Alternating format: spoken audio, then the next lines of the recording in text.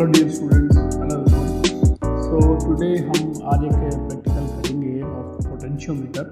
हम पोटेंशियोमीटर का एक इम्पोर्टेंट प्रैक्टिकल आज 12th फिजिक्स का यहाँ परफॉर्म करेंगे। प्रैक्टिकल का हमारा एम है to determine the internal resistance of the given primary cell using potentiometer. हम पोटेंशियोमीटर से सेल का प्राथमिक सेल का आंतरिक प्रतिरोध ज्ञात करेंगे और इस प्रैक्टिकल का ये एम है। इसको करने के लिए मैं लैब में अमिता मैम ने इसे परफॉर्म किया है, सलमान सर ने हेल्प किया, इनका मैं थैंक्स बोलूँगा। कुलदीप सर ने इसको प्रिपेयर किया। रिक्वायरमेंट हमारी ये सब रहेगी, यहाँ से आप देख सकते हैं। अभी हम डायग्राम में भी इनको सबको देख लेंगे हमें क्या क्या चीज़ चाहिए। प्रिंसिपल पोटेंशियोमीटर का मैं ऑलरेडी एक वीडियो अपलोड कर चुका हूँ पोटेंशियोमीटर की, आपको डिस्क्रिप्शन में मैं दे रहा हूँ वो। वहाँ पर हमने इसका सारा प्रिंसिपल पोटेंशियोमीटर क्या प्रिंसिपल पे वर्क करता है वो हमने वहाँ डिस्कस किया है।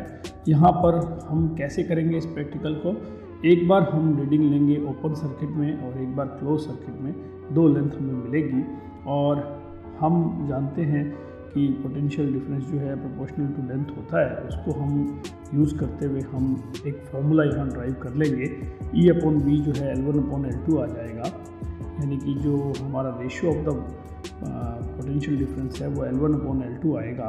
और उसी फॉर्मूले का हम यूज़ करते हुए इंटरनल रेजिस्टेंस का हम फॉर्मूला जानते हैं कि इंटरनल रेजिस्टेंस जो होता है वो that is E-V/V into R होता है। और यहाँ पर इनकी वैल्यू हम लेंथ के रूप में रख के L1 - L2/L2 इंटू R, इस फॉर्मूले को हम यूज़ करते हुए और इस प्रैक्टिकल को परफॉर्म करेंगे।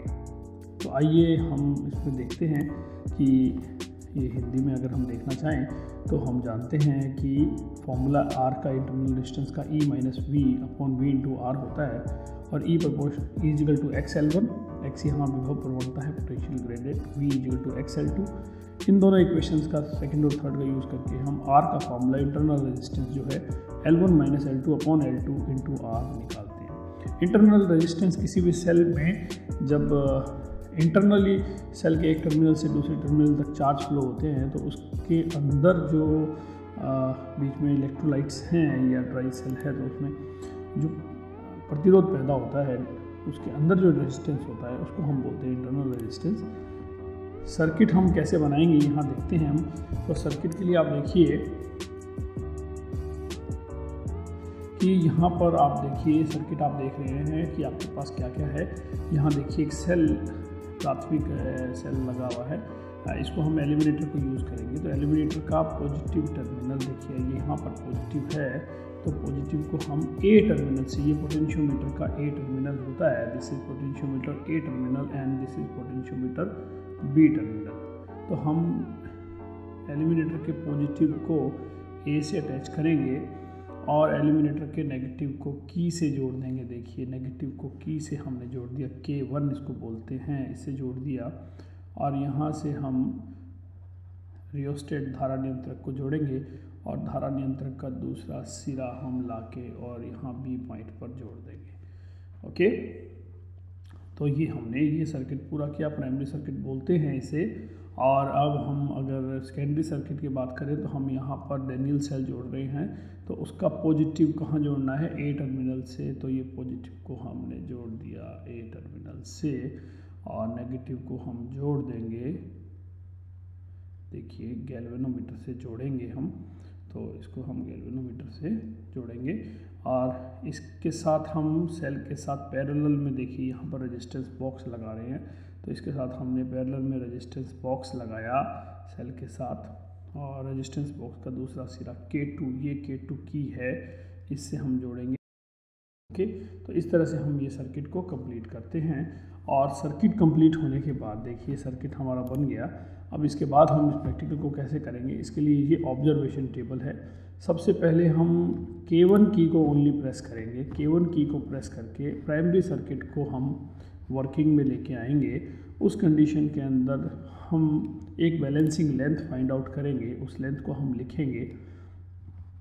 ओके, और फिर उसके बाद इसको हम बोलते हैं ओपन सर्किट। यहाँ पर बंद शब्द गलत लिखा हुआ है, ये खुला परिपथ होता है ओपन सर्किट, यहाँ शब्द आएगा खुला।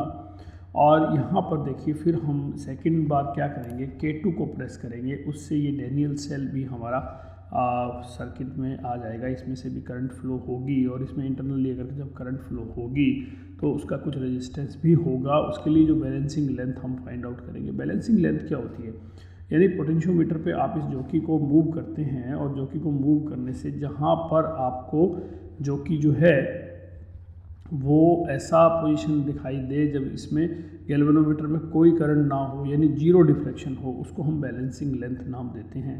तो वो हम बैलेंसिंग लेंथ ले लेंगे, वो भी हम देख रहे हैं प्रैक्टिकल कैसे परफॉर्म होगा। तो वो हम उसको बोलेंगे L2। जब क्लोज सर्किट में सेल आएगा तो उसकी लेंथ लेंगे हम L2 और फॉर्मूला हमने बात कर ही लिया है L1 minus L2 upon L2 into R। R कौन सा रेजिस्टेंस है जो हम रेजिस्टेंस बॉक्स से निकालेंगे। ये रेजिस्टेंस बॉक्स जो आप देख रहे हैं इससे हम रेजिस्टेंस निकालेंगे। इससे रेजिस्टेंस निकाल के और हम लोग बाद अलग अलग रीडिंग्स लेंगे अलग अलग रेजिस्टेंस पे। ओके, तो आइए देखते हैं लैब में इसको कैसे परफॉर्म किया जाता है। तो सर्किट हम आपसे डिस्कस कर चुके हैं। आप सर्किट ये बनने के बाद आगे की कार्रवाई देखें कि सबसे पहले क्लोज सर्किट, ये अगर की लगाएंगे तो क्लोज हो जाएगा, तो क्लोज नहीं करना है, पहले हम ओपन रखेंगे। तो इस की को नहीं लगाया, ये K2 है, K1 की लगा रखी है हमने। देखिए ये जो हमने की, मैं आपको फिर से दिखाता हूँ, यहाँ से देखिए आप, ये जो की प्रेस कर रखी है जिसको मैं अभी मूव कर रहा हूँ वो की है K1, इसको तो लगाया, लेकिन K2 की को हमने ओपन रखा। पहले हम ये रीडिंग लेंगे, ये हमारा A पॉइंट है। देखिए जहाँ पर 3 वायर्स अटैच्ड होती हैं वो A पॉइंट होता है। इसमें डैनियल सेल का भी पॉजिटिव जुड़ा हुआ है और अब प्राइमरी हमारा जो एलिमिनेटर है उसका भी पॉजिटिव जुड़ा हुआ है। तो A पॉइंट है, ये यहाँ से रीडिंग स्टार्ट होती है। ये 2 स्केल होते हैं, तो एक स्केल एक वायर के लिए होता है, इवन नंबर की वायर्स के लिए एक स्केल, ओड नंबर की वायर्स के लिए दूसरा स्केल लेते हैं। और यहाँ से हम स्टार्ट करते हैं रीडिंग लेना। तो आइए देखते हैं। पहले सबसे पहले हम A और B पॉइंट पर पोटेंशियोमीटर के जॉकी को टच करके देखेंगे कि डिफ्लेक्शन दोनों तरफ आना चाहिए। अगर डिफ्लेक्शन दोनों तरफ आता है तो ही हमारा पोटेंशियोमीटर जो है वो सही वर्किंग में, सही सर्किट जुड़ा। तो देखिए अभी लेफ्ट में आ रहा है, देखिए दिखाया मैडम ने आपको, A पॉइंट पर लेफ्ट में आया। अब ये इसको मैडम B पॉइंट पर टच करेंगी तो आप देखिए B पॉइंट पर नीचे की तरफ वायर के एंड में चेक आपको टच करना है पोटेंशियोमीटर की, जहां वायर पूरी 10 मीटर की फिनिश होती है। पोटेंशियोमीटर 10 मीटर वायर का एक इंस्ट्रूमेंट है।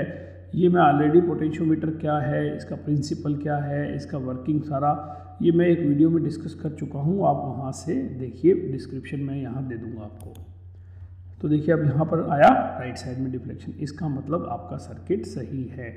अब हम ओपन सर्किट के लिए बैलेंसिंग लेंथ फाइंड आउट कर रहे हैं। तो बैलेंसिंग लेंथ के लिए आप इसको जॉकी को मूव करेंगे। सेकंड वायर पे आ चुके हैं मैडम, तो सेकंड वायर पे देखिए ये बैलेंसिंग लेंथ हमें मिल गई है, जीरो डिफ्लेक्शन आ गया है। देखिए अब ये पहले हम जीरो डिफ्लेक्शन यहाँ पर आ रहा है, ये रीडिंग कितनी होगी? तो आंसर है ये रीडिंग सेकंड वायर पे है। तो सेकंड वायर के लिए ऊपर वाला स्केल हम यूज़ करेंगे। तो 100 कंप्लीट हो चुका है, 100 + 89, तो आंसर है 189। तो हमारी जो ये बैलेंसिंग लेंथ है ओपन सर्किट के लिए 189 आई। हमें 5 सेट्स की रीडिंग लेनी होती है, तो ये ओपन सर्किट के लिए हमारी हर बार लेंथ 189 ही आने वाली है। एक बार जो लेंथ आ जाती है वही लेंथ आगे आती रहेगी। तो आप हर बार 189 लेंथ इस पर लिख सकते हैं, 189 सेंटीमीटर। कैसे आई 189? 100 एक पूरी वायर 100 सेंटीमीटर की कंप्लीट होगी। सेकंड वायर पे 89 पे हम थे, सेकंड वायर के एंड पे थे लगभग। अब हम क्या करेंगे, देखिए अब K2 को प्रेस करेंगे। K2 को प्रेस करने से ये जो डैनियल सेल है ये सर्किट में आ गया है। ये जो रेजिस्टेंस बॉक्स आपको लगा हुआ देख रहे थे वो आ चुका है। अब यहाँ से 0.1 पहले वही करेंगे आप कि A और B पॉइंट पर लगा के चेक करेंगे कि आपका सर्किट सही है कि नहीं। देखिए लेफ़्ट, अभी लेफ़्ट, B पॉइंट पर अभी राइट में जाएगा। अभी B पॉइंट में मैडम इसको टच कर रहे हैं, तो देखिए अभी लेफ़्ट में था, अब B पॉइंट, अब लेफ़्ट में, और अब B पॉइंट पर देखिए गए तो ये राइट में रीडिंग आ रही है। ओके, तो सर्किट हमारा सही है, ठीक है। अब हम बैलेंसिंग लेंथ पॉइंट, यहाँ से हमने 1 ओम रेजिस्टेंस हमने निकाला हुआ है। तो 1 ओम रेजिस्टेंस पे हम यहाँ लिख देंगे कि 1 ओम का रेजिस्टेंस निकाला है और बैलेंसिंग लेंथ हम लेना चाह रहे हैं कितनी आती है जब बंद परिपथ में, इसको बोलते हैं हम क्लोज सर्किट। पहला था ओपन सर्किट, खुला परिपथ। अब क्लोज सर्किट में देखिए रीडिंग यहाँ पर मैडम ले रहे हैं और ये फर्स्ट वायर के ऊपर ही कुछ रीडिंग मिलेगी। तो फर्स्ट वायर के लिए आपको कौन सा स्केल यूज़ करना है? आंसर है नीचे वाला स्केल यूज़ करना है। और ये रीडिंग 47 आ रही है मेरे हिसाब से। 47 पे जीरो बैलेंसिंग लेंथ देखिए मिल रही है। तो 47 पे हमें जीरो बैलेंसिंग लेंथ अगर मिलती है तो इस रीडिंग को हम नोट कर लेंगे। ये रीडिंग 47 हो चुकी है। 47 पे हमें रीडिंग आ गई। तो हमारे पास दोनों लेंथ आ गई है। अब हम फॉर्मूला यूज़ कर सकते हैं। कैलकुलेशन का पार्ट भी हम आपको यहीं सिखा रहे हैं, आपको ये अलग से करना होता है। तो ये वैल्यूज़ हम यहाँ पुट करेंगे और पुट करने के बाद ये सब वैल्यूज़ यहाँ पुट की और कैलकुलेशन का पार्ट आया, आंसर है 3.02 ओम। इसी तरह से हम क्या करेंगे, अब की बार यहाँ से 2 ओम का रेजिस्टेंस निकालेंगे। किससे? रेजिस्टेंस बॉक्स से। जो रेजिस्टेंस बॉक्स है उसमें से हम 2 ओम का रेजिस्टेंस निकालेंगे और उसके लिए हमारी रीडिंग आई 74। हम फिर से बैलेंसिंग लेंथ लेंगे 74। तो इस तरह से हम अलग अलग लेंथ पे रीडिंग्स ले लेंगे। मैं आपको एक बार हर एक रीडिंग यहाँ पर आप लेके नहीं बता रहे हैं आपको, आप इसको बार बार रेजिस्टेंस बॉक्स से देखिए। हर बार 1 ओम, 2 ओम, 3 ओम, 4 ओम, 5 ओम निकालते जाएं। L1 आपकी कांस्टेंट रहेगी, L2 आपकी इस तरह से बढ़ती हुई जाएगी, बढ़ती हुई रीडिंग आती जाएगी। तो ये हमारी लास्ट आ रही है 119.7 सेंटीमीटर और इसके लिए हम कैलकुलेशन 5 ओम के लिए भी कर लेंगे। अब ये सब कैलकुलेशंस करने के बाद आगे क्या करना है, हमें मीन निकालना होता है। ये सब रीडिंग्स हमारे पास आ चुकी हैं। अब इन सब रीडिंग्स को आप लिख दीजिए और इन सब का आप मीन कैलकुलेट कर लीजिए। तो ये हमने मीन कैलकुलेट किया मैडम ने, दैट इज़ ये आ रहा है 3.062 ओम में। तो ये इंटरनल रेजिस्टेंस हमारे पास डेनियल का आ गया, यानी ऑलमोस्ट 3.1 आ गया। ओके, ये हमारा रिजल्ट है। ये रिजल्ट्स हम यहाँ पर लिख देंगे कि हमारा इंटरनल रेजिस्टेंस ये मिल गया है। और ये हैं हमारी प्रिक्वेशंस और इनको हम यहाँ से नोट कर सकते हैं आप। तो इस तरह से ये प्रैक्टिकल परफॉर्म होता है। आई थिंक आपको ये पूरा प्रैक्टिकल समझ आया होगा कि आपको एक बार ओपन सर्किट में और एक बार क्लोज सर्किट में रीडिंग्स लेनी है और इस तरह से इसको करना है perform. So thanks for watching the video. Next video में हम इस चैप्टर के नेक्स्ट टॉपिक को डिस्कस करेंगे। So thanks.